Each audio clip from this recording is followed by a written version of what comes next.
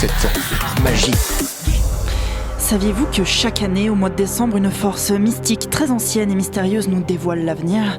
Une sorte d'oracle des temps modernes qui prédit les sources de joie ou de désespoir qui nous attendent, à condition d'en savoir déchiffrer les signes.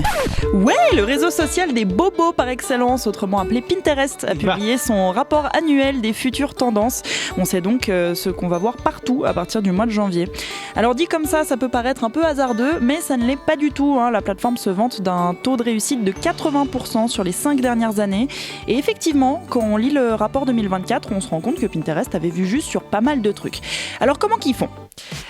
En fait, Pinterest se sert des recherches de ses utilisateurs parce que les gens utilisent ce réseau pour trouver de l'inspiration pour leurs futurs projets. Exemple de décoration d'intérieur, tuto pour retaper des meubles, recettes de cuisine, destination de vacances, tenues vestimentaires. Bref, la plateforme a constamment un coup d'avance puisqu'elle est la première au courant de ce que les gens veulent faire dans un futur proche. Ce sont donc des milliards de recherches qui sont ainsi analysées pour en dégager les tendances dont le potentiel de croissance sera ensuite étudié individuellement pour identifier les modes qui sont vraiment susceptibles de prendre auprès de suffisamment de gens. Et ça marche.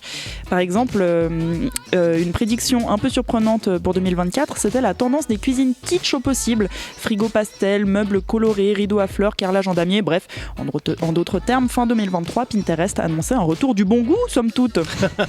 Et ben ça n'a pas loupé. Toute l'année, les influences déco adeptes du DIY se sont attelées à pimper leur cuisine et plus largement leurs appartes, avec des couleurs flashy, meubles arrondis, fleurs, perles et toujours plus de bon goût. Voilà. Couleur3.ch pour les images, merci de les avoir rapportées Nolwenn. Mais avec plaisir. Ça donne faim une cuisine comme ça. Autre tendance encore moins crédible annoncée par Pinterest l'année passée, la mode du western gothique. Oh yeah. Comprenez le retour des Santiago et des vestes à franges, le tout dans une ambiance lugubre et mystérieuse.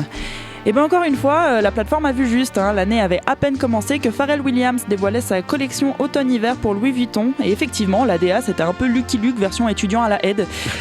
C'était le 16 janvier et Pinterest avait déjà gagné son pari. Et bim. Et bim, c'était gratuit, j'avoue.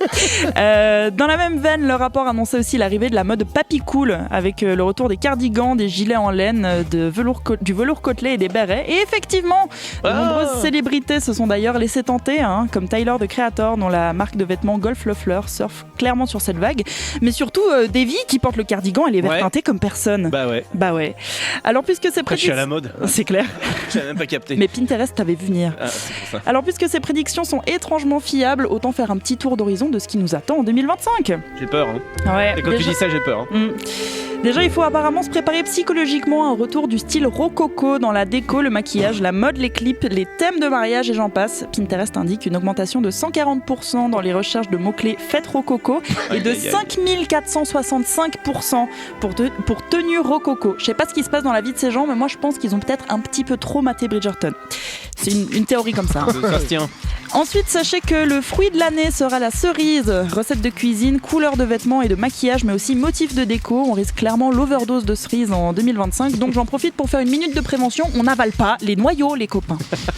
Sinon, il semblerait que les sirènes et autres sorcières des mers aient le vent en poupe cette année, puisque les perles, coquillages et autres motifs à écailles risquent de s'inviter dans les collections 2025-2026. On se réjouit déjà. Ensuite, si en 2024 on a eu une passion cow-boy, et ben en 2025 c'est les chevaliers qui seront mis à l'honneur selon Pinterest, avec le retour des côtes de mailles sur le dos, des verres en métal sur la table et des chandeliers accrochés au mur. Mad Max is coming. C'est ça.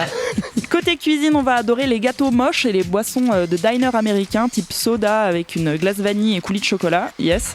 C'est peut-être pour ça que les primes maladie se sont pris 6% dans la gueule, dis-moi. Et enfin, bonne nouvelle pour Swiss Tourisme, la tendance vacances de 2025, ce sera les sommets enneigés. Donc bye bye Dubaï, hello Davos.